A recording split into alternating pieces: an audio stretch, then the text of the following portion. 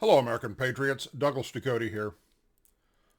Our election integrity for all elections in America, or the cornerstone of our democracy, and making sure that it is a legit process and weeding out everything that is fraudulent, should be a top priority of our Justice Department and the FBI. I'm calling on DOJ Attorney General William Barr to investigate these claims. Let's get to the bottom of them. Let's find out if there's any merit there or not. I assure you, throughout the history of America, there have been many, many people that have committed voter fraud. Some of them have served time in jail. Some of them have gone to prison. So either way, until we get to the bottom of it and it's investigated, those on the right will continue to believe that Trump was cheated out of this election because of voter fraud. So let's talk about some of this voter fraud, shall we? And what it is that William Barr needs to be paying attention to. There's an article that came out yesterday by Miranda Devine that I found very, very intriguing. She says, there's more evidence of voter fraud in the 2020 election than there ever was for Russia collusion. So America is owed a legal explanation of the election irregularities that have been alleged. It's not crazy to say this, despite the gaslighting from much of the media. Basically, the election is down to roughly 120,000 votes of almost 150 million votes cast. So I'm going to repeat that a little bit. 150 million votes were cast, and Joe Biden is leading by 120,000.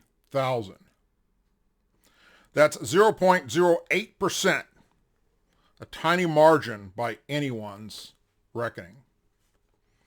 Recounts have been ordered. President Trump's campaign is challenging hundreds of thousands of votes in the courts.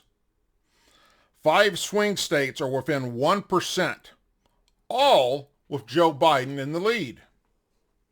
In Georgia, Biden was ahead last night by 10,352 votes.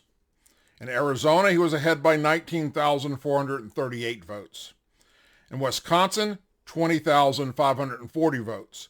In Pennsylvania, 43,251. And in Nevada, Joe Biden was ahead by 31,464.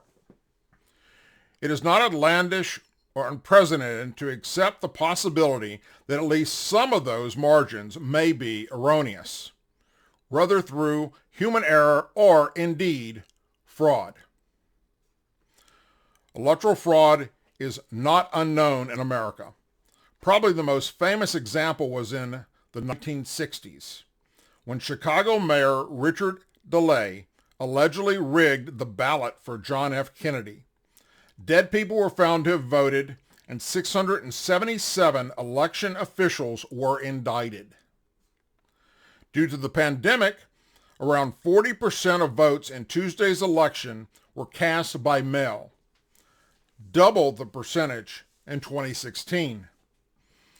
Even the New York Times reported that mail-in voting is the most vulnerable to fraud. This is why most developed countries have banned the practice. You show up in person, show your ID, they verify you're the person, and then you cast your vote. So, as you can see, it is perfectly reasonable in such a close election to take seriously allegations of fraud and suspicious activity. She goes on to say an honest media would investigate rather than dismissing the allegations out of hand as baseless, false, and conspiracy theories. which is, oh, how they've treated Republicans and conservatives in the Trump administration for the past 4 years.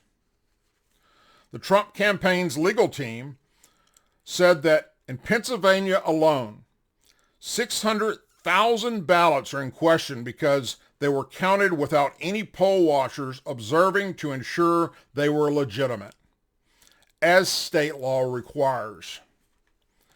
In Philadelphia and Pittsburgh, 50 to 60 poll watchers will all testify that they were deprived their right to inspect any single part of the mail-in ballots. Not a single one was inspected as the law required.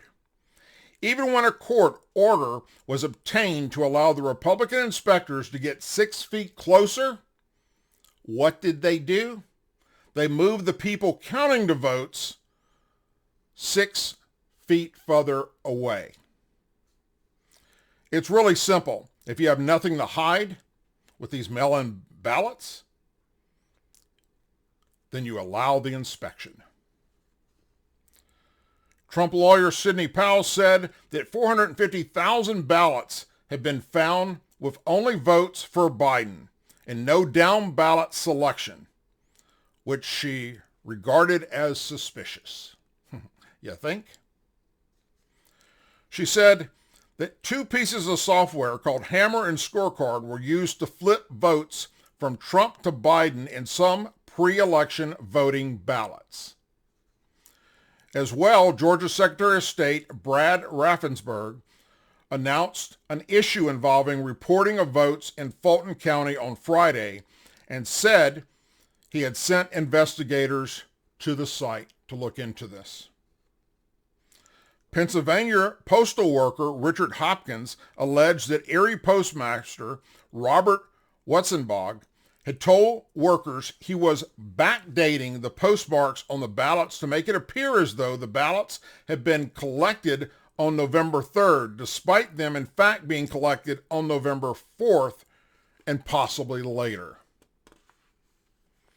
Trump team has found over 100 people they think were dead, but 15 people that were verified to have been dead who voted. 6 people registered after they died and voted.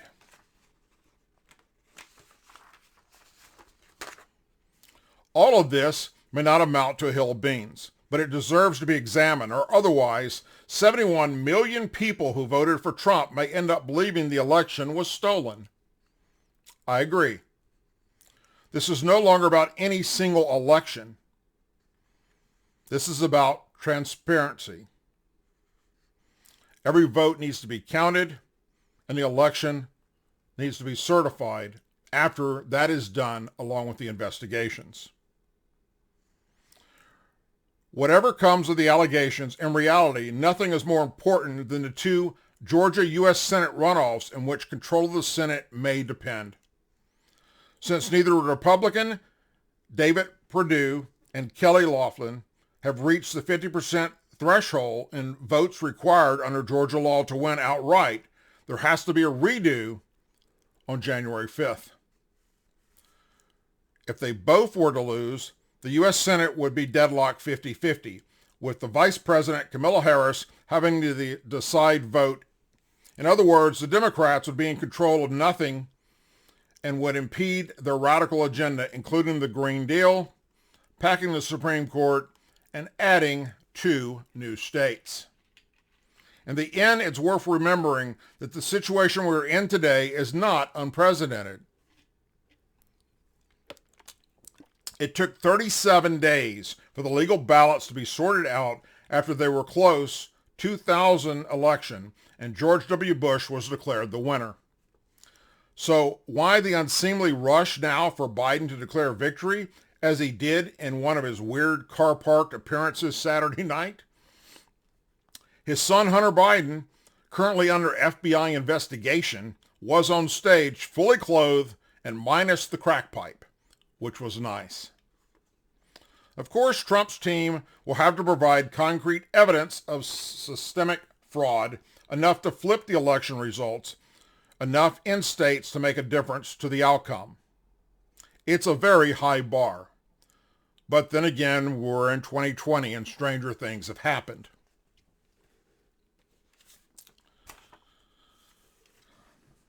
This was in Esquire. After Biden was declared the winner of the election, Lindsey Graham vowed to investigate the voter fraud. Less than 2 hours after the Associated Press and Fox News officially called the presidential election for Joe Biden, Republican Senator Lindsey Graham released a statement detailing his plans to dispute the results. It is imperative that all credible allegations of voting irregularities and misconduct be investigated to ensure the integrity of the 2020 elections. The presidential election remains close in multiple states, and a chairman for the Senate Judiciary Committee, all credible allegations of voting irregularities and misconduct will be taken seriously. I will not allow credible allegations of voting misconduct to be swept under the rug.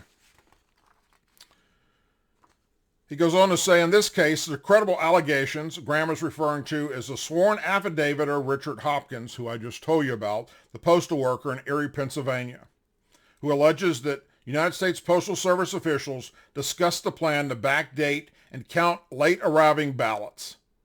In September, in Pennsylvania, Supreme Court ruled 4-3 that mail-in ballots arriving up to 3 days after Election Day would be counted, so long as they were postmarked by November 3rd. According to a statement, Graham received the affidavit from President Trump. If so, that would fit nearly into the president's strategy of legit his way into a second term. His campaign has recently unleashed a flurry of lawsuits and allegations in battleground states like Pennsylvania, Nevada, and Michigan in an attempt to undermine the results of the election. On Saturday afternoon, Trump released a statement vowing to bring more lawsuits in Pennsylvania, claiming his legal observers weren't granted access to watch the ballot counting process, which we also talked about. Limestone County social worker charged with, drumroll please, 134 felony counts involving election fraud. Attorney General Ken Paxton today announced that his election fraud unit assists the Limestone County Sheriff and District Attorney in charging Kelly Reagan Berner, a social worker and Mecca State Supported Living Center, with 134 felony counts of acting as an agent and of election fraud. If convicted, she faces up to 10 years in prison. I strongly condemn the Limestone County District Attorney's Office, Sheriff's Office, and election officials, as well as Department of Health and Human Services Offices of the Inspector General, for their outstanding work on this case and their commitment to ensure a free and fair presidential election in the face of unprecedented voter fraud. And that was, I strongly commend, not condemn. Attorney General Paxton, registering citizens to vote or obtaining mail ballots without their consent is illegal. It is particularly offensive when individuals purport to be champions of disabled rights when in reality they were abusing our most vulnerable citizens in order to gain access to their ballots and amplify their own political voice. States supporting living centers serve people with intellectual and developmental disabilities.